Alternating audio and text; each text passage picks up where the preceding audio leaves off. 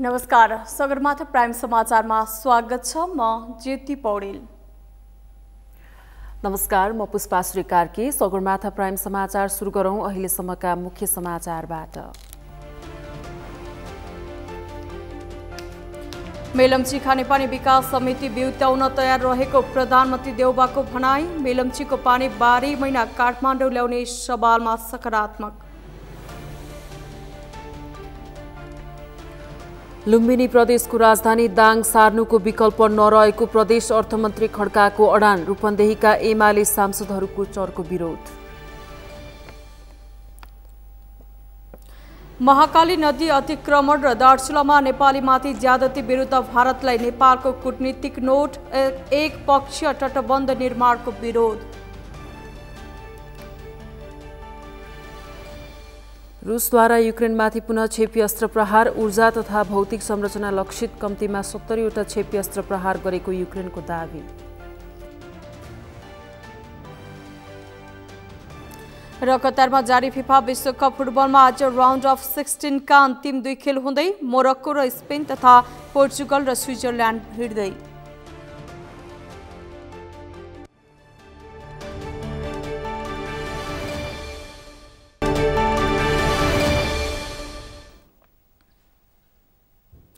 Sagarmatha prime समाचार अब विस्तारमा। प्रधानमन्त्री शेरबहादुर देउबाले मेलम्ची खानेपानी विकास समिति बिउत्याउन सरकार तयार रहेको बताउनु भएको छ। आज नेपाली कांग्रेसका नेता प्रकाश मान सिंह, प्रदीप पौडेल लगायतका नेताहरूले प्रधानमन्त्री शेरबहादुर देउबालाई प्रधानमन्त्रीको सरकारी निवास बालुवाटारमा मेलम्ची खानेपानी बारेमा ध्यानाकर्षण पत्र बुझाए पनि उहाँले यस्तो बताउनु भएको हो। उहाँले मेलम्ची खानेपानी काठमाडौँको लागि महत्त्वपूर्ण भएकाले सबै मिलेर मेलम्चीको पानी कसरी काठमाडौँमा 12 महिना नै ल्याउने भन्ने बारेमा सोच्न आवश्यक रहेको बताउनुभयो। प्रधानमन्त्री देउबाले मेलम्ची खानेपानी विकास समिति खारेज गरिएको बारे कारण पत्ता लगाउन आवश्यक रहेको पनि बताउनुभयो। उहाँले मन्त्री परिषदको बैठकमा मुख्य सचिव सहितका विज्ञ टोलीहरू राखेर मेलम्चीको पानीलाई थप व्यवस्थापनका लागि पहल गर्ने प्रतिबद्धता जनाउनुभयो। नेपाल भने काठमाडौँको लागि अत्यन्तै महत्त्वपूर्ण योजना हो। अब बल्ल चाहिँ यो हाम्रो आदरणीय कृष्ण भट्टले बेला पानी ल्याएर फर्स्टमा सफा गर्छु भन्नुभएको थियो उहाँले। अब चाहिँ इच्छा पनि ड्रिम पनि चाहिँ फुलफिल भएकोमा त्यो सबै सम्बन्धित सबै साथीहरूलाई हार्दिक धन्यवाद दिन चाहन्छु। अब के हुनसक्छ पुरा गरौँ। म त के अरे यो विशेषज्ञ होइन, योबाट चाहिँ नि अब अझै दोस्रै अब हाम्रो पनि क्याबिनेट बसाल्दा मुख्य सचिवलाई पनि राखेर अरूलाई पनि राखेर यहाँ एउटा चाहिँ तपाईँले भन्नु विकास समिति भन्नुभयो। विकास समिति आवश्यक छ भने ठिक छ, के भएर मलाई आपत्ति छैन। विकास समिति किन खारिज भयो त्यो सम्बन्धमा पनि छलफल गरौँला। नयाँ बनाउनु पर्ने बनाउँ के भयो के छैन। एउटा रेगुलेटिङ बडी चाहिन्छ होला लाग्छ मलाई। कांग्रेस नेता सिंह सहितको टोलीले केही दिन अघि मात्रै मेलम्ची खानेपानी मुहानमा पुगेर त्यहाँको अवलोकन गर्नुभएको थियो। अवलोकनपछि उहाँले त्यहाँका समस्याका बारेमा र काठमाडौँवासीलाई खानेपानी समस्याको हल गर्न प्रधानमन्त्री समक्ष आज ध्यानाकर्षण गराउनु भएको हो।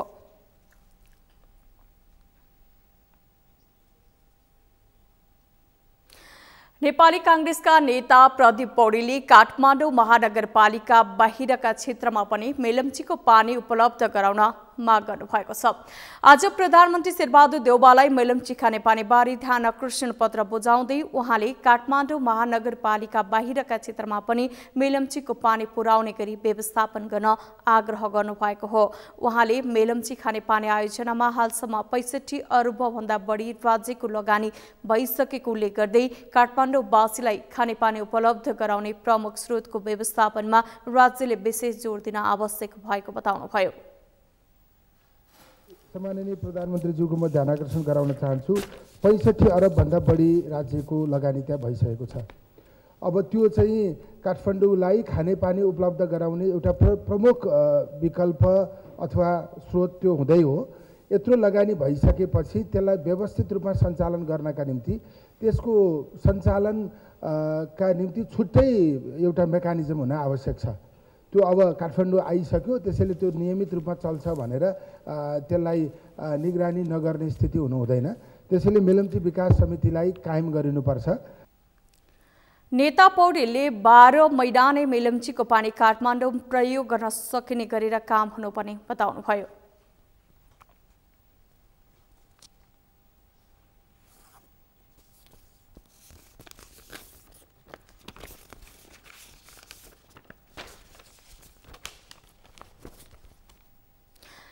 विप्लव नेतृत्वको नेपाल कम्युनिस्ट पार्टी नेकपाले आफ्ना पार्टीका नेता कार्यकर्तामाथि लगाइएको मुद्दा खारेज गरी तत्काल जेलबाट रिहाई गर्न सरकारलाई दबाब दिएको छ। आज सिंहदरबारमा गृहमन्त्री बालकृष्ण खाँडसँग भेट गरी नेकपाका प्रवक्ता खड्गबहादुर विश्वकर्माले यस्तो दबाब दिनुभएको हो। मुलुक निर्वाचनको परिणामसँगै नयाँ सरकार गठनको चरणमा प्रवेश गरिरहेका बेला नेकपाले भने यही सरकारले आफूहरूका माग सम्बोधन गर्नुपर्ने जिकिर गरेको छ। कानुनसँग चाहिँ तपाईको बाजिने भएको हुनाले र कानुन त्यसलाई समाधान गर्नको निम्ति कानुनी रिक्तता भएको हुनाले त्यो समस्यालाई पनि समाधान गर्ने, त्यसको परिपूर्ति गरेर समाधान गर्ने भन्ने सरकार र हाम्रो बीचमा भएको पछिल्लो सहमतिलाई क्याबिनेटले पनि डिसिजन गरिसके, ओन गरिसके हुनाले अब बाँकी के रह्यो भन्दाखेरि कार्यान्वयनको प्रक्रिया फाइनल गर्नुहोस् भन्ने हाम्रो कुरा हो। त्यहाँ आज चाहिँ सरकार सकारात्मक ढङ्गले नै प्रस्तुत भएको छ र गम्भीरताका साथै प्रस्तुत भएको छ। हाम्रो कुरा के छ भन्दा यही सरकारले फाइनल गर्नुपर्छ भन्ने छ हाम्रो। छिटो र यो सरकारले फाइनल गर्नुपर्छ भन्ने भएपछि त्यो सिरियसनेस र त्यो तदारुकता उहाँहरूको चाहिँ आउनेछ भन्ने हामीलाई विश्वास छ, त्यो हामीलाई भन्नु पनि भएको छ। केपी ओली नेतृत्वको अघिल्लो सरकारसँग 3 बुँदे सहमति गरी नेकपा शान्ति प्रक्रियामा आएको थियो, तर सो सहमति अझै कार्यान्वयनमा नआएको भन्दै सो पार्टीले असन्तुष्टि जनाउँदै आएको छ।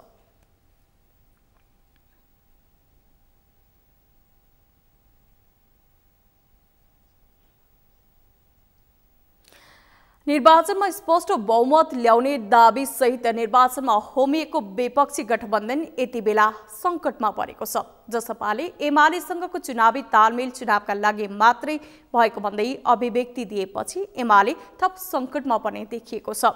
निर्वाचनमा एमालेले आफूहरूलाई घात गरेको जसपाको ठम्याइ छ। अमृत ठकालको रिपोर्ट। प्रदेश र प्रतिनिधि सभा निर्वाचनमा स्पष्ट बहुमत ल्याउने दाबीसहित निर्वाचनमा होमिएको एमाले नेतृत्वको गठबन्धन निर्वाचनको अन्तिम मत परिणाम आएसँगै सङ्कटमा परेको छ।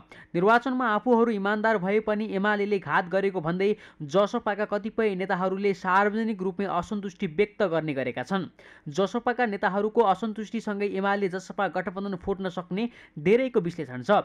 जसपाले एमालेसँगको चुनावी तालमेल निर्वाचनका लागि मात्रै भएको भन्दै अभिव्यक्ति दिएपछि एमाले थप सङ्कटमा पर्ने देखिएको हो। एमालेसँग निर्वाचन मैले एउटा फेज थियो, त्यहाँ तालमेल गरेका हौँ र त्यो तालमेल गर्दाखेरि त्यो एउटा फेज सकियो। अब फेरि नयाँ कोर्स सुरु हुन्छ मुलुकको राजनीतिको, नयाँ फेज सुरु भयो, अर्को संसद बन्यो होइन, निर्माण संरचना हुने स्थिति आएको छ, त्यो अर्को बन्दैछ। अर्को बनिसकेपछि फेरि यहाँको संसदीय संरचनामा अरू के जान्छन्, त्यसमा हुने सरकार बन्ने बिगार्ने आदि इत्यादि कुरा भन्दा पनि जसपा आफ्नो स्ट्यान्डमा आफ्नो नीति, आफ्नो सिद्धान्त, आफ्नो विचार जे उद्देश्य राखेका छ त्यसलाई फलो गर्ने अथवा त्यसमा चाहिँ सबैले चाहिँ सहमति हुन सक्ने जुनसुकै शक्तिहरू पनि होस्, खास गरिकन जे हाम्रा माग मुद्दाहरू छन् त्यसको पक्षमा हुनेहरू जुनसुकै पनि शक्तिहरूसँग पनि हाम्रो मिलन हुन सक्छ, सहकार्य रहन सक्छ, रहन्छ। तर यति बेला अर्को फेज सुरु भयो भन्ने हाम्रो मन। एमाले नेतृत्वको गठबन्धनलाई समर्थन गर्ने वा नगर्ने भन्ने विषयमा जसपाभित्र द्विधार देखिन थालेको छ। जसपाका केन्द्रीय अध्यक्ष उपेन्द्र यादवले एमाले नेतृत्वको गठबन्धनमा बस्न नहुने खालका अभिव्यक्ति दिएका छन्। यता सङ्घीय परिषद अध्यक्ष अशोक राईले भने एमालेसँगको गठबन्धनले निरन्तरता पाउने प्रतिक्रिया दिएका छन्। निर्वाचनमा आफूहरूले सबै मत एमालेलाई दिए पनि एमालेले भने आफ्नो मत अरूलाई नै दिएको जसपाका अध्यक्ष यादव पक्षधरको मत छ। जसपाकै कारण एमाले मध्य प्रदेशमा 5औँबाट पहिलो दल बनेको उनीहरूको ठम्याइ छ।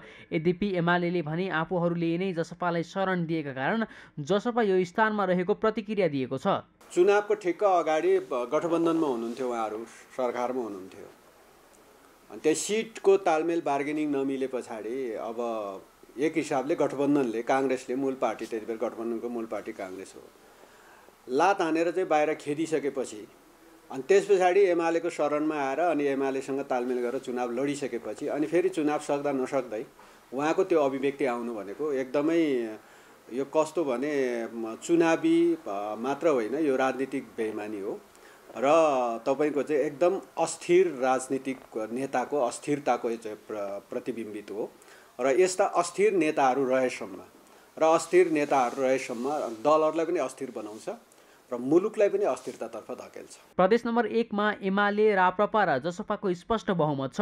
त्यसबाहेक मध्य प्रदेश र लुम्बिनी प्रदेशमा पनि साना दल र स्वतन्त्रलाई साथमा लिन सके एमाले नेतृत्वको गठबन्धनले कम्तीमा पनि 3 प्रदेशमा सरकार गठन गर्न सक्ने सामर्थ्य राख्छ। अझ केही समीकरण फेरबदल गर्न सके केन्द्रमा पनि एमाले नेतृत्वको गठबन्धन बन्न सक्ने देखिन्छ। तर जसपा नै एमाले छोडेर सत्ता गठबन्धनमा नजिक भएमा भने एमाले केन्द्रदेखि साथै प्रदेशको नेतृत्व गर्नबाट वञ्चित हुनेछ।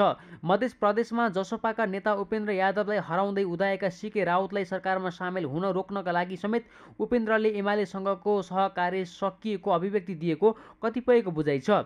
कारण जे भए पनि जसपाले एमालेको साथ छोड्दा प्रदेश सरकार गठनको समीकरण समेत फरक पर्ने देखिएको छ। जसपा सत्ता गठबन्धनमा सामेल भयो भने केन्द्रदेखि साथै प्रदेशमा सत्ता गठबन्धनको सरकार बन्ने निश्चित छ। जसपाको साथले केही प्रदेशमा एमालेको सरकार बन्ने देखिए पनि जसपाले समेत साथ छोड्दा सबैजसो प्रदेश र सङ्घीय सरकारमा एमाले प्रतिपक्षीको भूमिकामा रहनेछ। सगरमाथा टेलिभिजनका लागि क्यामेरामा लिम बहादुर खत्रीका साथमा अमृत ढकाल, काठमाडौँ। नेपाली कांग्रेसका नेता डाक्टर शेखर कोइरालाले गठबन्धनकै सरकार बन्ने स्पष्ट पार्नु भएको छ। आज कांग्रेस नेता गुरुराज घिमिरेको पुस्तक बाटो बिराएको राजनीति सार्वजनिक कार्यक्रममा कोइरालाले गठबन्धनकै सरकार बन्ने स्पष्ट पार्नु भएको हो।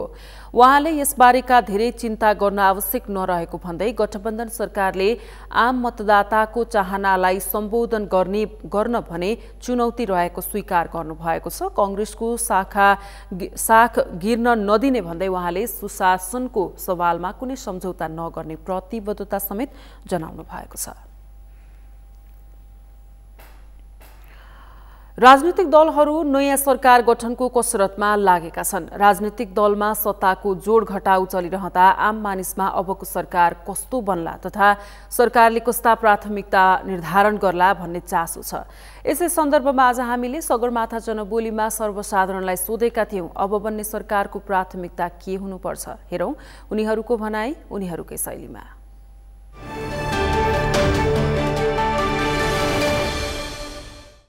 भन्दा फर्स्ट अब एजुकेसनै चाहियो होइन। एजुकेसनको लागि प्रपरली ट्रान्सपोर्टेसन पनि हुनु पर्यो। ट्रान्सपोर्टेसन अब बिहानै आउनु पर्दाखेरि पनि कति धेरै जाम भइरहेको हुन्छ। रोडको कन्डिसन पनि त्यति साह्रो छैन, ब्ल्याक टप रोडहरू छैन।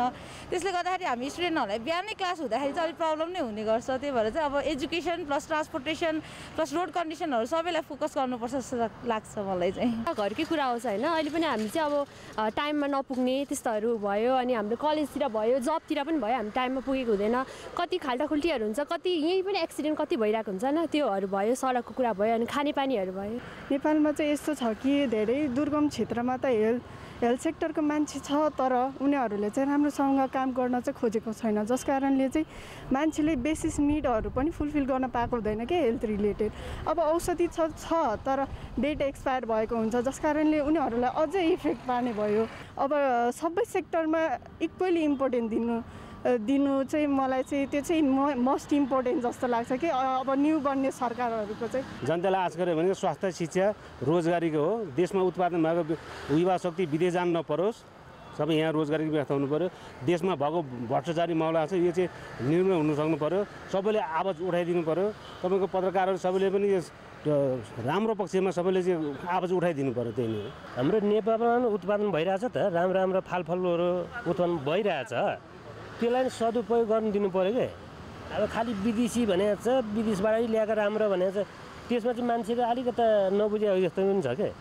तपाईँको अब सरकारहरूले पनि अलिकता हौसला चाहिँ दिनुपर्छ क्या तपाईँको। जुनसुकै अब अहिले नयाँ युवाहरू नेताहरू छ, तिनीहरूले केही गर्छ कि जस्तो पनि छन् त।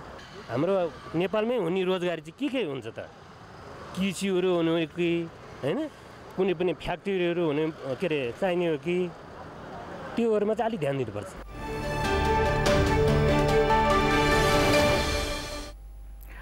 नेकपा एकीकृत समाजवादीका महासचिव डाक्टर बेदुराम भुसालले गण्डकी प्रदेशका युवा तथा खेलकुद मन्त्री राजीव गुरुङबाट सिक्नुपर्ने बताउनु भएको छ। आज काठमाडौँको तीनकुने स्थित पार्टी केन्द्रीय कार्यालयमा स्वागत गर्दै उहाँले प्रदेश मन्त्री भएर गुरुङले राम्रो काम गरेको उल्लेख गर्दै त्यसबाट सिकेर अघि बढ्नुपर्ने बताउनु भएको हो। महासचिव भुसालले राजीव गुरुङले आफ्नो विगतलाई बदलेर राजनीतिलाई जनसेवाको रूपमा अघि बढाउने प्रतिबद्धता जनाएको उल्लेख गर्दै त्यसलाई सकारात्मक रूपमा लिनुपर्ने तर्क समेत गर्नुभएको छ। गुरुङको विगतलाई लिएर कतिपयले खराब टिप्पणी गरेको भन्दै महासचिव भुसालले अब भने वर्तमानमा गरेको कामलाई हेरेर साथ दिनुपर्ने बताउनु भएको छ। जसरी जनसेवाको भावनाले राजनीति गर्छु र अगाडि बढ्छु भन्ने प्रतिबद्धताका साथ अगाडि बढ्नुभएको छ, त्यसलाई सकारात्मक ढङ्गले लिनुपर्छ र समाजमा भएका अरू पनि विगतमा कहिलेकाहीँ बाटो बिराएर समाजले नरुचाउने खालका कामहरू गर्ने व्यक्तिहरू पनि हुनुहुन्छ भने उहाँले जसरी अहिले नयाँ ढङ्गले अगाडि बढ्ने प्रतिबद्धता जाहेर गर्नुभएको छ, एक अवधि उहाँले प्रदेश सरकारको मन्त्री भएर पनि काम गरेर देखाइसक्नु भएको छ। त्यसबाट सिक्नुपर्छ, उहाँबाट उहाँले गरेका कामबाट सिक्नुपर्छ भन्ने मलाई लाग्छ। कार्यक्रममा गण्डकी प्रदेशका खेलकुद मन्त्री राजीव गुरुङले गण्डकी प्रदेशमा गठबन्धनको सरकार बन्ने र त्यसमा आफू पर्ने भएकाले कसैले पनि मन्त्रीका लागि आफूलाई सिफारिस गर्नु नपर्ने दावी गर्नुभयो। उहाँले युवा तथा खेलकुद मन्त्रीको रूपमा आफूले गण्डकी प्रदेशमा अरू प्रदेशले भन्दा धेरै राम्रो काम गरेको जिकिर समेत गर्नुभयो। राष्ट्रिय खेलकुद प्रतियोगितालाई सम्पन्न गराउन आफूले मन्त्रीको रूपमा महत्त्वपूर्ण भूमिका निर्वाह गरेको उहाँको भनाइ थियो। तपाईहरुलाई त्यति साह्रो मैले एक्सप्लेन गरिराख्नु पर्दैन। समाजवादी पार्टीबाट मैले के सिक्नुपर्छ र सबै कुरा त मलाई नै आउँछ नि। 246 ग्राउन्ड 17 महिना मैले कम्प्लिट गरिदिएँ, इनकम्प्लिट ग्राउन्डहरू। त्यो इतिहासमा तपाईले कुनै पनि प्रदेशको खेलकुद मन्त्रीलाई गएर सोध्नु होला, त्यो मान्छेले सुन्दा पनि त्यो ढल्न सक्छ। मैले त्यति काम गरिरहेको छु। ल 9 राष्ट्रिय खेलमा तपाईहरुलाई एउटा कुरा जानकारी आएको, 9 राष्ट्रिय खेलमा बागमती प्रदेशलाई कहिले पनि सकेको थिएन। योपालि हामी 9 राष्ट्रिय खेलमा त विभागीय टिम पछि त हामी फर्स्टमा आएको हो नि त। तपाईले त्यसरी याद गर्नुपर्छ यो कुराहरूलाई। मनाङ प्रदेश 2 का स्वतन्त्र सांसद समेत रहनुभएका गुरुङ मङ्सिर 20 गते जनसेवा गर्ने घोषणा गर्दै नेकपा एकीकृत समाजवादीमा प्रवेश गर्नुभएको थियो। उहाँले आफू सो पार्टीमा प्रदेशको मुख्यमन्त्री पाउन र मन्त्री बन्नका लागि नआएको पटक पटक दोहोर्याउनुभयो।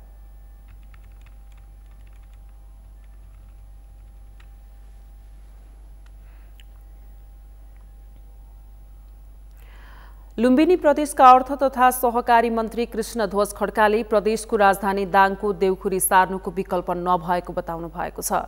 शङ्कर पोखरेल नेतृत्वको अघिल्लो सरकारले राजधानी सो ठाउँमा सार्ने निर्णय गरेकाले वर्तमान सरकारले त्यसलाई कार्यान्वयन गर्नुको विकल्प नरहेको उहाँको भनाइ थियो। आज बुटवलमा आयोजित साक्षात्कार कार्यक्रममा मन्त्री खड्काले मन्त्रालयका भवनहरू बन्ने काम जारी रहेकाले सबै मन्त्रालयहरू क्रमशः सो ठाउँमा सार्दै जाने पनि स्पष्ट पार्नुभयो। पोखरेलजीले नेतृत्व गरेको सरकारले गरेको निर्णय हो हैन। उहाँहरूले चाहिँ सर्वसम्मत ढङ्गले उदार दिलले लुम्बिनीका नाफा घाटा जे होला परवाह नगरेर एउटा नयाँ सपना देखेर एउटा नयाँ प्रदेशको एउटा नयाँ सहर सुन्दर सहरको परिकल्पना गरेर एउटा मोडेल प्रदेश बनाउने कल्पना गरेर हैन त्यो खालको एउटा नदीको किनारामा राजधानी बसाउने सपना कल्पना त हिजो भोजप्रसादजीहरूले नै देख्या भने त लुम्बिनी प्रदेशको जनताको स्तरबाट जे होला भनेर भए पनि उहाँले ठुलो जोखिम मोलेर गरे निर्णयलाई यो सरकारले त झन् चाहिँ अब कार्यान्वयन गर्दिन खोज्दियो भने चाहिँ उहाँहरूले त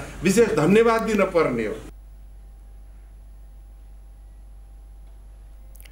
मन्त्री खड्काले अन्तर्राष्ट्रिय शक्ति केन्द्रहरूले दलहरूलाई कमजोर बनाउने काम गरिरहेको भन्दै सचेत रहन पनि सबै राजनीतिक दलहरूलाई आग्रह गर्नुभएको छ। कार्यक्रममा नेकपा एमालेका प्रदेश सभा सांसद भोजप्रसाद श्रेष्ठले भने छापामारा शैलीमा मन्त्रालयहरू दाङमा सार्ने कामको सुरुवात गरिएको भन्दै आपत्ति जनाउनुभयो। उहाँले राजनीतिक दल र सरकारवाला निकायहरूसँग छलफल समेत नगरी सेवाग्राहीहरूलाई असर पर्ने गरी मन्त्रालयहरू दाङमा सार्ने काम गरिएको भन्दै तत्काल फिर्ता गर्न पनि प्रदेश सरकारसँग माग गर्नुभयो।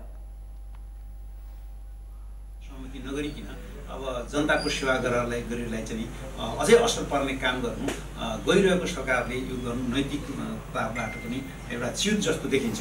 मलाई लाग्छ कि यस्तो नहुनु पर्ने थियो। जब हामी बलिया हुन्छौँ त्यो स्थितिमा र पूर्वाधार निर्माण हुन्छ तब हामी त्यहाँ जाने कुरा कुनै हाम्रो नयाँ सोच पनि बन्दैन र सबैले त्यसलाई सहज साथ हामीले अन्त्यार गर्न सक्छौँ।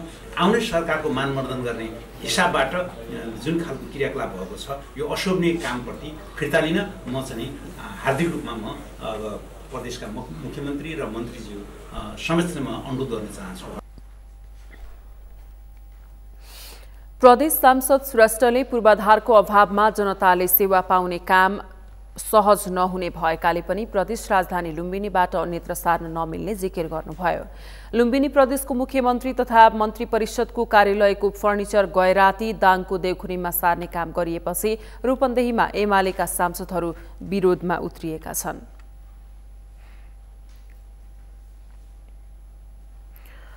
बागमती प्रदेशमा सवारी अनुमति पत्रको प्रयोगात्मक परीक्षामा 70 अङ्क ल्याएर पास हुने प्रणाली तत्कालको लागि लागू नहुने भएको छ। आइतबारदेखि नै लागू गर्ने तयारी गरिएको नयाँ नियम बागमती प्रदेशको मुख्यमन्त्री तथा मन्त्री परिषद कार्यालयले श्रम, रोजगार तथा यातायात मन्त्रालयलाई पत्र लेखेर अन्तिम समयमा रोक्न भनेको हो, जसका कारण अन्य 5वटा प्रदेशमा लागू भइसकेको सवारी अनुमति पत्रको नयाँ निर्देशिका बागमती प्रदेशमा लागू हुन सकेको छैन। यशोदा भण्डारीको रिपोर्ट। बागमती प्रदेश सरकार श्रम, रोजगार तथा यातायात मन्त्रालयले सवारी चालक अनुमति पत्रको ट्रायलमा 70 अङ्क ल्याए पास हुने निर्देशिका लागू गर्न अन्तिम समयमा रोक्का गरेको छ। आइतबारबाट लागू गर्ने भनिए पनि मुख्यमन्त्री तथा मन्त्री परिषद कार्यालयले तत्काल लागू नगर्न भनी निर्देशन दिएको छ। 2077 मै बनेको निर्देशिका अन्य 5वटा प्रदेशले लागू गरिसकेका छन्। बागमती प्रदेशमा लाइसेन्सको भार बढी पर्ने यो नियम लागू गर्न पूर्व तयारी नपुगेको बताइएको छ। बागमती प्रदेश सरकारले चाहिँ हाल 70% ल्यायो भने ट्रायलमा पास हुने प्रणाली चाहिँ रोकेको होइन। त्यो उद्घाटन कार्यक्रम चाहिँ केही समयलाई पर सार्नको लागि अनुरोध गरेर पत्र पठाइएको हो। अब यसको कारणहरूमा चाहिँ हाल यस प्रणालीबाट परीक्षा लिनका लागि कर्मचारीहरूको पनि पुरै क्षमता विकास नभइसकेको, तालिमहरू दिन बाँकी, अभिमुखीकरण कार्यक्रमहरू सञ्चालन गर्न बाँकी रहेको अवस्था, अनि ट्रायल सेन्टरहरूसँग समन्वय गर्ने कार्य पनि नभएको, त्यसै गरी पुरानो प्रणालीबाट परीक्षा लिने भनेर फर्म भरेका आवेदकहरूको परीक्षा पनि नसकिसकेको र पुरानो प्रणालीबाट अनुत्तीर्ण भएका र पुनः मौका ट्रायल दिन पाउने सहभागीहरूको लागि फेरि नयाँ प्रणालीबाट लिन नमिल्ने एउटा व्यवहारिक कठिनाइ लगायतका कारणले गर्दा ती सबै चिजहरूको व्यवस्थापन गरेर केही दिनमा नै छिटै यसलाई चाहिँ सुरु गर्ने भन्ने हिसाबले हाललाई चाहिँ 70% अङ्क ल्याए ट्रायल पास हुने प्रणाली चाहिँ को उद्घाटन चाहिँ केही समयलाई स्थगित गर्न अथवा केही दिन पछाडि सो कार्यक्रम गर्न भन्ने मनसायका साथ पत्र पठाइएको हो।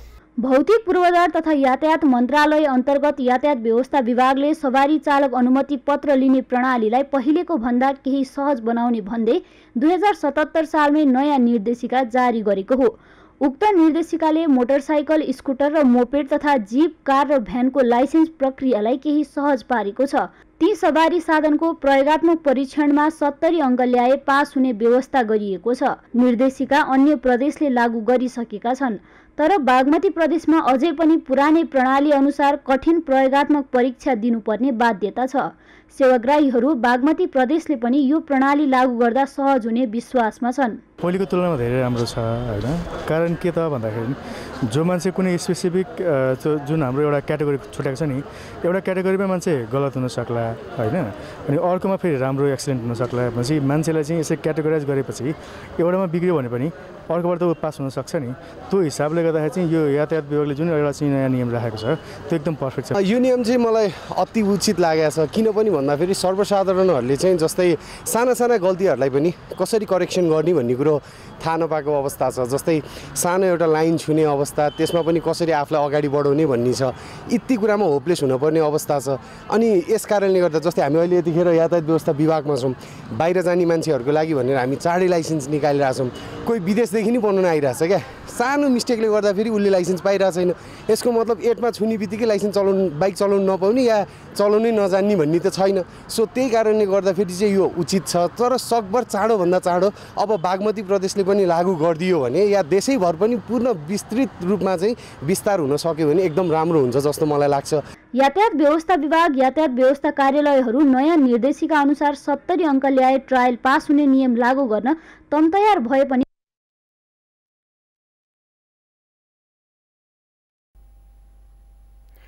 सगरमाथा प्राइम समाचारमा अब पालो विश्रामपछि महाकाली नदी अतिक्रमण र दार्चुलामा नेपालीमाथि ज्यादती विरुद्ध भारतलाई नेपालको कूटनीतिक नोट, एकपक्षीय तटबन्ध निर्माणको विरोध।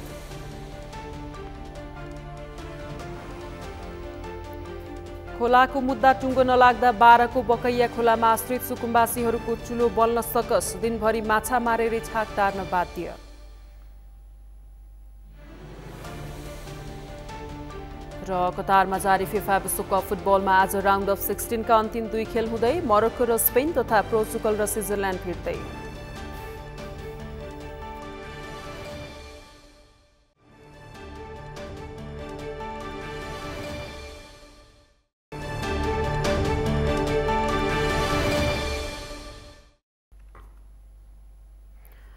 विश्रामपछि सगरमाथा प्राइम समाचारमा स्वागत छ। अब बाँकी समाचार। सरकारले महाकाली नदी अतिक्रमण र दार्चुलामा नेपाली नागरिकमाथि ज्यादती गरेको भन्दै भारतलाई कूटनीतिक नोट पठाएको छ। 1 वर्ष यता भारतीय पक्षले उत्तरखण्डको दार्चुलातर्फबाट सीमा नदी महाकालीलाई नेपाली भूमितर्फ धकेल्ने गरी बनाइरहेको तटबन्धको विरोधमा उत्रिएका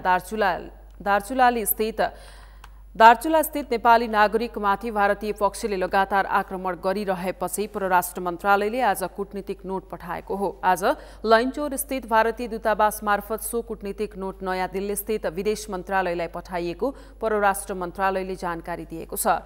कूटनीतिक नोटमा नेपालले भारतलाई 3 वटा कुरामा ध्यान दिएर मात्रै सीमा क्षेत्रमा गतिविधि गर्न सचेत गराएको छ, जसमध्ये दुवै देशको सीमा नदी महाकालीमा जारी एकपक्षीय तटबन्ध निर्माण रोक्न भनिएको छ भने सीमा क्षेत्रमा यस्ता खालका निर्माण गर्दा पहिले नेपालसँग सहमति लिन र सल्लाह गर्न पनि कूटनीतिक नोटमा भनिएको छ।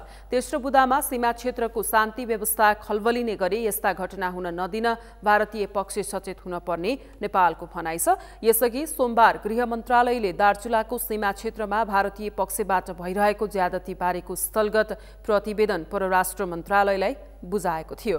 सोही प्रतिवेदनका आधारमा परराष्ट्रले भारतलाई कूटनीतिक नोट लेखेको हो। 2 दिन अघि तटबन्ध निर्माणको विरोधमा उत्रिएका नेपालीमाथि भारतीय पक्षले ढुङ्गा हान्दा बालबालिका सहित केही नेपाली घाइते भएका थिए। नेपालीले विरोध गरेपछि भारतले महाकालीमाथिको सीमा पुल पनि एकपक्षीय रूपमा बन्द गरिदिएको थियो।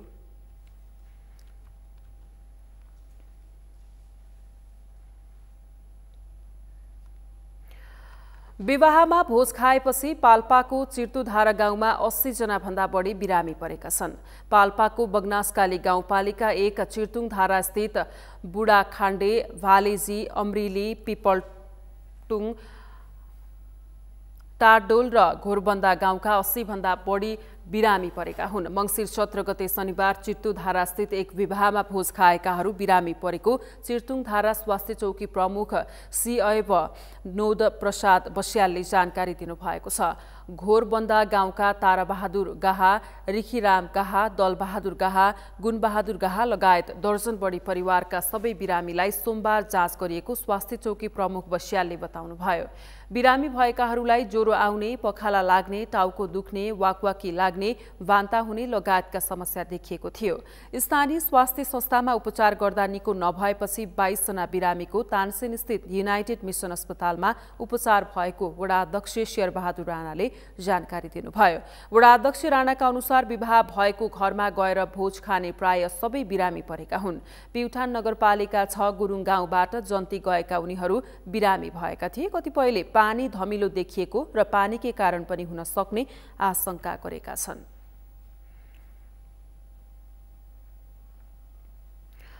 काठमाडौँको बागमती नदी किनारका सुकुम्बासी बस्ती हटाउन महानगरले सक्रियता देखाएसँगै यो विषय निकै विवादित बन्यो।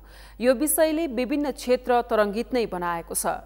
अवस्था जेसुकै भए पनि समस्याको समाधान त खोज्नै पर्छ। त्यही सिलसिलामा हालका लागि बलपूर्वक बस्ती हटाउने योजनाबाट पछि हटेको काठमाडौँ महानगरले वास्तविक सुकुम्बासीको पहिचान हुनुपर्नेमा जोड दिएको छ। महानगरको यो धारणामा काठमाडौँ उपत्यकावासी व्यवस्थापन तथा सहयोग सङ्घर्ष समितिले पनि ऐक्यबद्धता जनाएको छ। एक रिपोर्ट।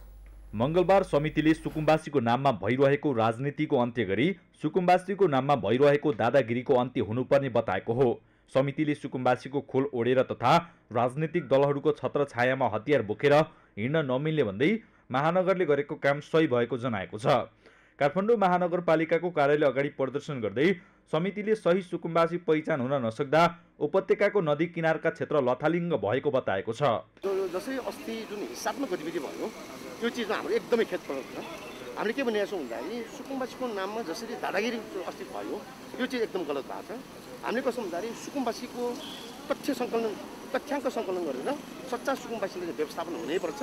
यो चिजले राजधानीको जुन एउटा मेसेजले त्यसैभरि छरिएर बसेका जति नै पीडित भूमिहीन सुकुम्बासीहरूको चाहिँ उचित व्यवस्थापन हुनुपर्छ। तर यसरी खोला किनारमा लथालिङ्ग तरिकाले होइन। तर जति न यो सुकुम्बासीको नाममा जसरी सुकुम्बासीको नाम ओढेर जसरी राजनीतिक दलबाट छत्रछाया र राजनीतिक उनीहरूलाई हस्य पाइरहेछ उनीहरूलाई चाहिँ हटाउनै पर्छ। राजनीतिक दलहरूले नै सुकुम्बासीहरूलाई काखी च्यापेको प्रदर्शनकारीको आरोप छ। उनीहरूको अनुसार स्थानीय निकायले सही सुकुम्बासी पत्ता लगाई उनीहरूको व्यवस्थापन गर्न लाग्दा राजनीतिक दलहरूले हस्तक्षेप गर्दै आइरहेका छन्। सुकुम्बासीको नाममा काठमाडौँ उपत्यकाको जमिन हडप्न नपाइने उनीहरूको माग छ। निवास समुदायको घर भर्काउन विरोध पनि गर्छ। लालबुजा भएको घर भर्काउँदा चाहिँ नि कोही राजनीतिक दल नबोल्ने, अहिले सुकुम्बासीमा सबै राजनीतिक दल बोल्नुपर्ने कारण के हो? प्रश्न छ हाम्रो त धेरै प्रश्न छ नै भन्छु। उहाँको हिम्मतले साहस भएर खुकुरी लिएर न त किन समात्न सक्यो? राजनीतिक दलले किन संरक्षण गरेर सुकुम्बासीलाई सकल सुकुम्बासी छनौट गरे उहाँलाई पुष्टि गरे उहाँहरूको जिल्लामा व्यवस्थापन गरेर हामीलाई कुनै आपत्ति छैन। तर उपत्यकाको भूमि किन अतिक्रमण? हामी उपत्यकावासी हामी वासीहरू विवेक व्यक्ति विचार गरी उहाँलाई समर्थन गर्न आएको कुनै राजनीतिक दल छैन।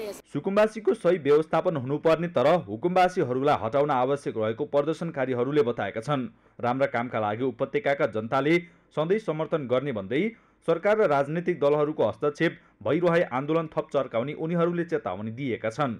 यो सुकुम्बासी विषयमा हामी जुन सुकुम्बासी मेन सुकुम्बासीलाई चाहिँ प्राथमिकता होस् हुकुम्बासीहरूलाई चाहिँ हटाउ भन्ने हामीहरूको अभियानमा हामी अगाडि होइन जुन चिज राम्रा कामको लागि यहाँ उपत्यकावासीले जहिले पनि जसलाई बालन शाहलाई मात्र होइन जुनैलाई पनि साथ समर्थन दिन्छ। भोलिका दिनमा हामीहरूको सुनिएनन् भने हामी यस्तो कार्यक्रम बारम्बार भइरहन्छ। यो जुन उपत्यकावासीबाट यो सेलिने छैन। जुन सुकुम्बासी विषयमा मेन सुकुम्बासीहरूलाई चाहिँ आफ्नो 3 पुस्ते नागरिकता हेरेर आफ्नै जिल्लामा रोजगारी स्वरूप उहाँहरूलाई पनि केही काम गर्नुलाई जग्गा उपलब्ध गराउनुलाई हामी दबाब पनि दिनेछौँ। तर यहाँ चाहिँ जुन भइरहेको खोला नाला नजिकको जुन प्रकृति त्यो भइरहेको राम्रो ठाउँलाई कुरूप गरेर चाहिँ हामी सुकुम्बासी हटाउनु हामी कोसिस गरिरहेका छौँ। प्रदर्शनकारीले उपत्यकाको भूमिलाई सुकुम्बासीको भूमि बनाउन पाइँदैन, सुकुम्बासीको नाममा राजनीति गर्न पाइँदैन, सार्वजनिक जग्गा अतिक्रमण गर्न पाइँदैन लगायतका नारा लगाएका थिए। कुनै पनि बहानामा नदीजन्य ढुङ्गा गिटी बालुवाको जथाभावी उत्खनन दोहन कानुनको उल्लङ्घन हो। कतिपय स्थानीय तहहरूको राजस्व सङ्कलनको प्रमुख स्रोत यस्तै खोला नाला नै भएका छन्। तर अदालतमा परेको मुद्दा लामो समयसम्म छिनोफानो नहुँदा वर्षौंदेखि खोला नालामा आश्रित सयौं सुकुम्बासीहरूको चुलो बल्ल निकै सकस भइसकेको छ भने स्थानीयहरूको राजस्व सङ्कलन समेत प्रभावित भएको छ। बाराबाट जितलाल श्रेष्ठको रिपोर्ट। नदीजन्य पदार्थको उत्खनन दोहन रोक्न माग गर्दै बाराका स्थानीय सूरज कुमार गुप्ताले निजगढ नगरपालिकालाई विपक्षी बनाइदिएको मुद्दा 6 महिना बितिसक्दा पनि टुङ्गो लागेको छैन। यो मुद्दामा अदालतले 2079 वैशाख 5 गतेको आदेशबाट विपक्षीहरूबाट लिखित जवाफ माग गरेको छ। पत्र प्राप्त भएसँगै निजगढ नगरपालिका 6 महिनादेखि अदालत धाइरहेको छ तर बारम्बार पेशी सरिरहेको छ। यसको प्रत्यक्ष असर निजगढका 500 भन्दा बढी घरधुरीका सुकुम्बासी र कछडिया बस्तीमा परेको छ। 4 दशकभन्दा अघिदेखि ढुङ्गा, गिट्टी, बालुवा चालेर जीविकोपार्जन गर्दै आइरहेका उनीहरूलाई दैनिकी टार्न समेत धौधौ परेको छ। समस्या भयो नि त, अब खोला नाला सबै बन्द होइन, अब काम छैन, बेरोजगार भएर बसेछ। यसो खानुको लागि त तिउन तरकारी खानलाई अब यताउति गर्नलाई त केही व्यवहार त चलाउनु पर्यो। जेठ महिनादेखिकै बन्द। सुकुम्बासीलाई केही व्यवस्था गर्नु पर्यो कि केही रोजगार दिनु पर्यो कि काम दिनु पर्यो नि त। उहाँहरूले हामीले होइन र हामीलाई त अब न्यायाधीशले नै उ गरेर अदालतको मुद्दाको उसबाट निगरानी नहुन्जेलसम्म त्यसको लागि चाहिँ तपाईँहरू धैर्य गर्नु भन्ने भएको छ। निजगढ बक्सिया खोला हाम्रो काम भएन, समस्या परेको छ, केही गरी रोजगारी केही छैन, हामीसँग उपाय छैन। हेर्नुहोस्, हामी सुके पोखरीमा माछा मार्न आज अहिले 7 महिना भइसक्यो, खोला नाला बन्दमा के खाने हामी? घरमा चामलै छैन, के खाने? चुला कसरी बल्छ? खोला नालामा गिट्टी बालु यस्तै छैन, लोड गर्ने काम रोजगारी हुन्थ्यो र त्यो पनि भएन। अहिले 7 महिना बन्द भइसके, हामी के खाने? उपाय छैन। यो चुनाव बचाउने नेताहरू यो भोट माग्नु चाहिँ आउने यो नेताहरू चाहिँ अहिले चाहिँ हामीले के हेरेको छ? त्यो नेताहरूले खालि भोट माग्नु मात्र नआउने, ए दाजुभाइ दिदी भन्ने, हरेक समेट्ने, दुनियाँ गर्ने। अहिले हामीलाई चाहिँ रोजगार केही छैन, हामी के खाने? कि खोला खुलाइदिनु पऱ्यो कि रासन पानी चामल दिनु पऱ्यो? हामी बोकै तिर्कले मर्ने भयो। उक्त सुकुम्बासी बस्तीका कैयौँको अवस्था र समस्या यस्तै छ।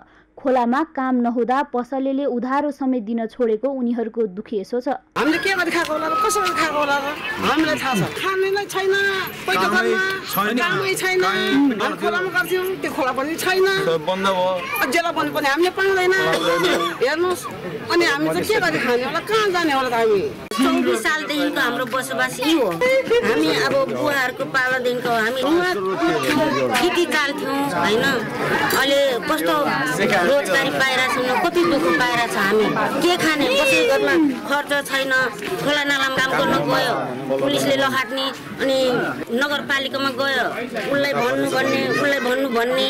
अहिले हामीलाई समस्या कसले हेर्ने? दोकानमा रासन पानी अलिअलि लिएको पनि तिर्नलाई गाह्रो भएको छ। दोकान पसलबाट पनि दिँदैन, अनि कसरी खाने हामी? खोलामा बन्द भएपछि त अब के गरी खाने त? अब मजदुर बाँच्यौँ, अब कहाँ जाउँ, के गरी खाउँ भन्ने हाम्रो गरिब जनताले सुविधा खालि पाओस्, काम गर्न राम्रो होस्।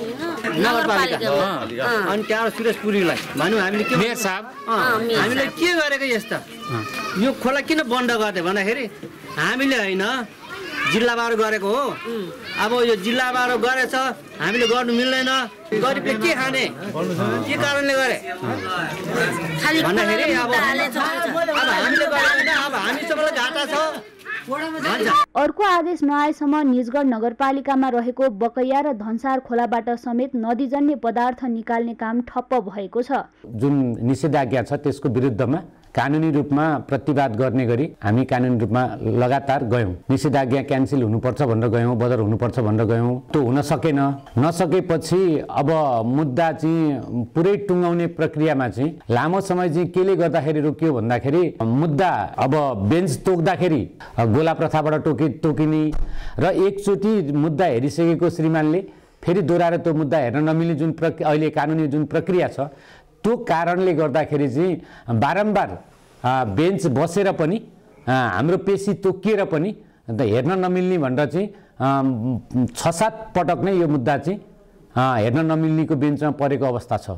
खोला चाहिँ नगर प्रमुख अथवा मेयर अथवा यहाँको जनप्रतिनिधिले बन्द गरेको होइन, अदालतमा कानुनी अडचन भएको कारणले गर्दाखेरि कानुनले यसलाई किनारा नलाइदिएको कारणले गर्दाखेरि हामीले वैधानिक रूपमा यो खोलालाई चाहिँ उपयोगमा ल्याउन नसकेको हो र यसलाई वैधानिक रूपमा टेन्डर गर्न नसकिएको हो। निजगढमा खोला बन्द भएसँगै एकातिर ढुङ्गा, गिटी, बालुवाको चरम अभाव भएको छ भने अर्कोतिर ट्र्याक्टर व्यवसायीहरूले बैंकको किस्ता तिर्न सकेको छैनन्। खोलामा आश्रित सुकुम्बासी बस्तीका सयौं स्थानीयहरू मुद्दाको टुङ्गो लाग्ने पर्खाइमा छन्। उहाँहरूले नजिकैको बक्या खोलामा वर्षौंदेखि पुस्तौंदेखि गिट्टी बालुवा चालेर बनी बुत्तो गर्दै आउनु भएको थियो जुन पैसाले उहाँहरूको बिहान बेलुकाको छाप टार्ने त छँदैछ र बालबालिकालाई पठन पाठन र चाडपर्व समेत पिटी चालेर कमाएको पैसाबाट चलाउँदै आउनु भएको थियो। स्थानीय तहको निर्वाचन पनि सकियो र प्रदेश र प्रतिनिधि सभाको निर्वाचन पनि सकियो, तर उहाँहरूको समस्या 8-9 महिनादेखि खोलामा गिट्टे बालुवा चाल्न नपाउँदा उहाँहरूको चुलो बल्न समेत निकै सकस भएको छ। यसतर्फ सम्बन्धित निकायले बेलामै चासो दिनु जरुरी देखिन्छ। जेतलाल श्रेष्ठ।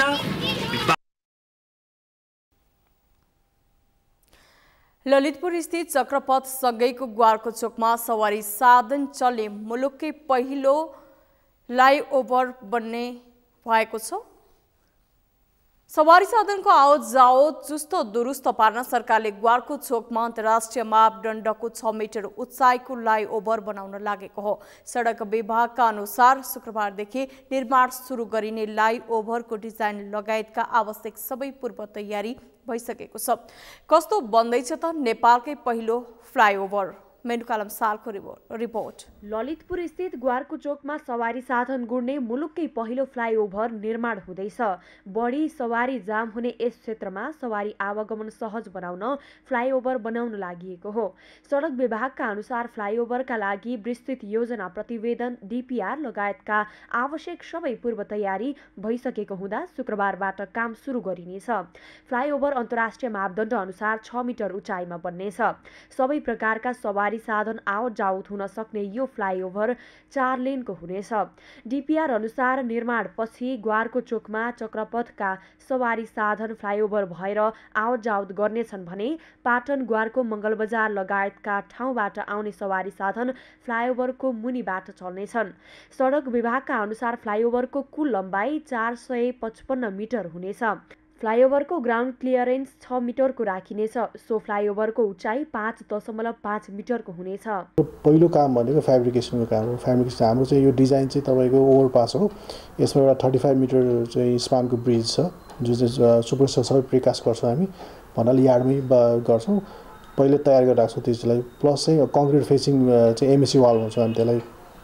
MSC वालको हकमा चाहिँ कङ्क्रिट प्यानल्सहरू अहिले हामी चाहिँ कास्टिङ स्टार्ट गर्छौँ फर्स्ट स्टेजमा र सर्टेन क्वान्टिटी भइसकेपछि एउटा भनौँ न काम गर्नलाई सफिसियन्ट क्वान्टिटी भइसकेपछि हामी चाहिँ तपाईँको पाइल फाउन्डेसनदेखि लिएर अनि सबग्रेड तयारी गरेर काम स्टार्ट गर्छौँ। 2 वर्षभित्र फ्लाइओभर बनाइसक्ने गरी 2078 साल फागुन 11मै MS आशिष समानान्तर जेबीले ठेक्का पाइसकेको छ। 17,06,88,888 रुपैयाँमा सडक विभागले उक्त कम्पनीसँग सम्झौता गरेको हो। सम्झौता भएको 8 महिनापछि निर्माणको काम सुरु हुने भएको छ। अब बाँकी 16 महिनामा नै निर्माण सम्पन्न हुने सडक विभागको दाबी छ। कतिपय ठाउँमा चाहिँ जनताले डिस्टर्ब गरेर अनि त्यसपछि चाहिँ अन्य निकायहरूले डिस्टर्ब गरेर हुने हो। यहाँ चाहिँ त्यस्तो किसिमको डिस्टर्बेन्स छैन किनकि विद्युतको लाइन पनि त्यहाँ छैन। विद्युतको लाइन पहिल्यै सारिसकेका हो र फेरि त्यसमाथि चाहिँ त्यहाँ जग्गा अधिग्रहण गर्नुपर्ने पनि केस छैन। अनि त्यसपछि अन्य युटिलिटिजहरू पनि छैनन्। खानेपानी त्यसपछि विद्युत टेलिकम लगायतको चाहिँ त्यो लाइन त्यो रोडमा बाहिरै छ, छेउमै छ। त्यसले गर्दाखेरि त्यस्ता किसिमका अवरोधहरू हुँदैनन्। अवरोध नभएपछि चाहिँ काम त स्वतः छिटो भइहाल्छ। चक्रपथको कोटेश्वरदेखि कलङ्कीसम्म विस्तारित खण्डको मुख्य जाम हुने मुख्य चोकहरूमा पनि फ्लाइओभर निर्माण गरिने विभागको योजना छ। सगरमाथा टेलिभिजनका लागि क्यामेरामा सुनिल कोली र लिम्बहादुर खत्रीका साथमा मेनुकालम साल, काठमाडौँ।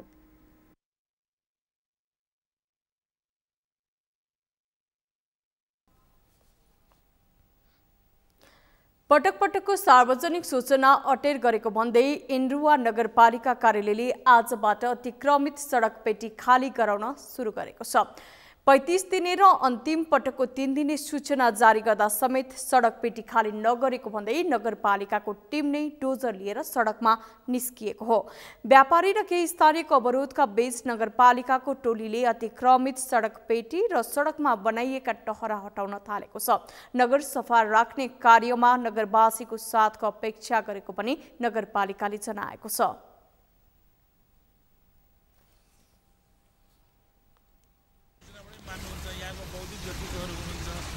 एउटा राम्रो सोच भएको मान्छेहरू हुन्छ, सूचना मान्नुहुन्छ भने हामी आफू आउनु पर्दैन भनेर सोचेका थियौँ, तर केही साथीहरूले अनुरोध गरेको कारणले हामी आज आफै एक्सनमा आउनु बाध्य भएका। नगरपालिकाले सूचनाबाट नै मानिसहरूले टेर्ने विश्वास लिएपछि बारम्बार सूचना जारी गर्दा समेत अटेर गरेको बताइएको छ।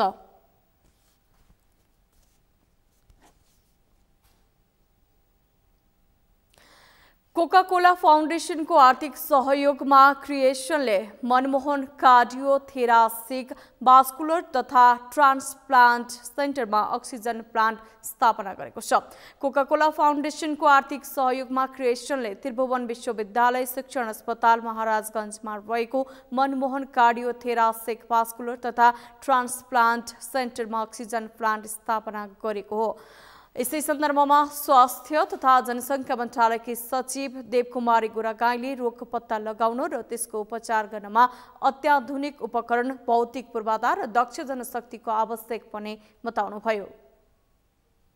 उपचार गर्नमा हामीलाई अत्याधुनिक उपकरणहरू र भौतिक पूर्वाधारहरू, त्यसको लागि चाहिने अत्यन्त आवश्यक औषधि उपचारहरू र सिपयुक्त जनशक्तिको आवश्यक पर्दो रहेछ, जुन नेपालकै भरोसाको रूपमा रहेको यो स्थल हो।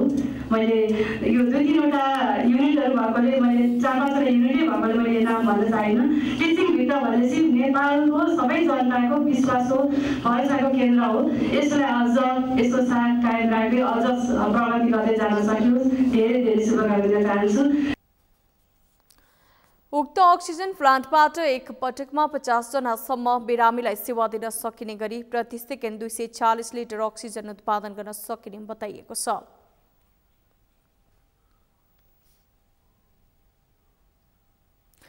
सिन्धुपाल्चोकको भोटेकोशी गाउँपालिका 1 अन्तर्गत पर्ने लिस्ती पाओ गुम्बामा ओर्गेन गुरु रिन्पोछेको मूर्ति अनावरण गरिएको छ।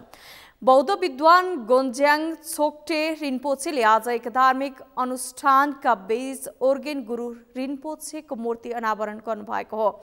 बागमती प्रदेश उद्योग, पर्यटन, वन तथा वातावरण मन्त्रालय, भोटेकोशी गाउँपालिका र स्थानीयको सहयोगमा 1,12,89,686 रुपैयाँ लागतमा मूर्ति निर्माण गरिएको हो। मूर्ति अनावरण कार्यक्रममा भोटेकोशी गाउँपालिकाका अध्यक्ष पासङ नोर्पु शेर्पाले गुरु रिम्पोछेको मूर्ति स्थापनाले गाउँपालिकाको पर्यटन प्रवर्धनमा महत्त्वपूर्ण भूमिका निर्वाह गर्ने विश्वास व्यक्त गर्नुभयो।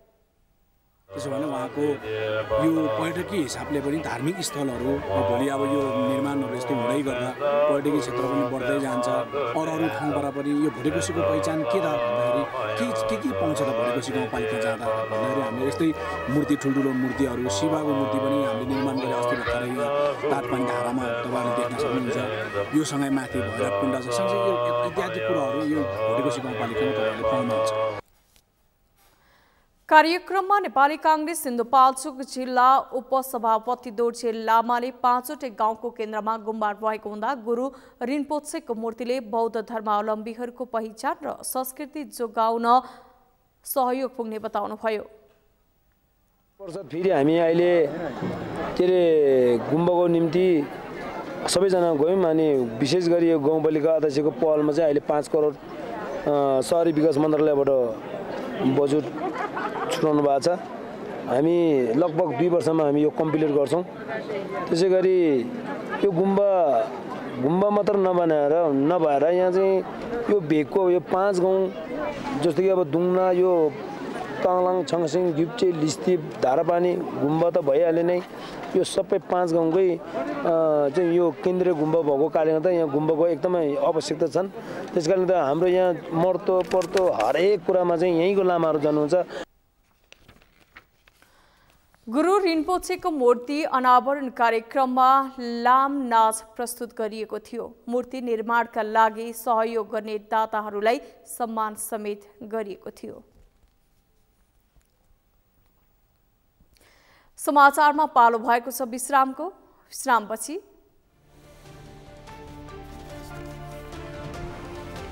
रुसद्वारा युक्रेनमाथि पुनः क्षेप्यास्त्र प्रहार, ऊर्जा तथा भौतिक संरचना लक्षित, कम्तीमा 70वटा क्षेप्यास्त्र प्रहार गरेको युक्रेनको दावी। र कतारमा जारी फिफा विश्वकप फुटबलमा आज राउन्ड अफ 16 का अन्तिम 2 खेल हुँदै मोरक्को र स्पेन तथा पोर्चुगल र स्विजरल्यान्ड भेट्दै।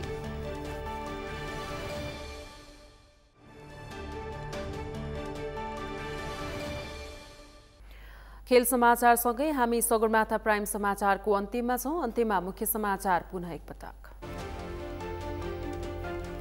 मेलम्ची खानेपानी विकास समिति बिउताउन तयार रहेको प्रधानमन्त्री देउबाको भनाई। मेलम्चीको पानी 12 महिना काठमाडौँ ल्याउने सवालमा सकारात्मक।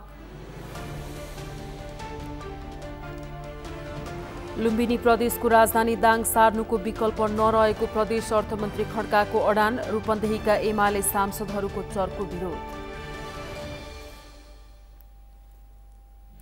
महाकाली नदी अतिक्रमण र दार्चुलामा नेपालीमाथि ज्यादती विरुद्ध भारतलाई नेपालको कूटनीतिक नोट। एक पक्षीय तटबन्ध निर्माणको विरोध।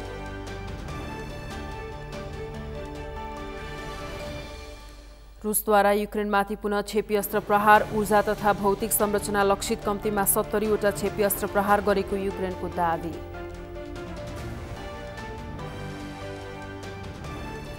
र कतारमा जारी फिफा विश्वकप फुटबलमा आज राउन्ड अफ 16 का अन्तिम 2 खेल हुँदै मोरक्को र स्पेन तथा पोर्चुगल र स्विजरल्यान्ड भेट्दै।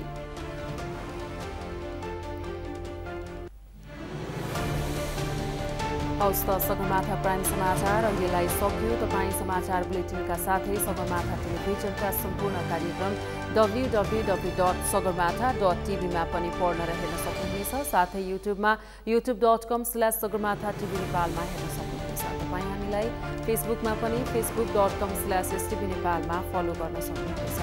समाचारको शिखर नेपालको गौरव नेपालको पहिलो न्युज च्यानल सगरमाथा टेलिभिजन हेर्दै गर्नुहोला।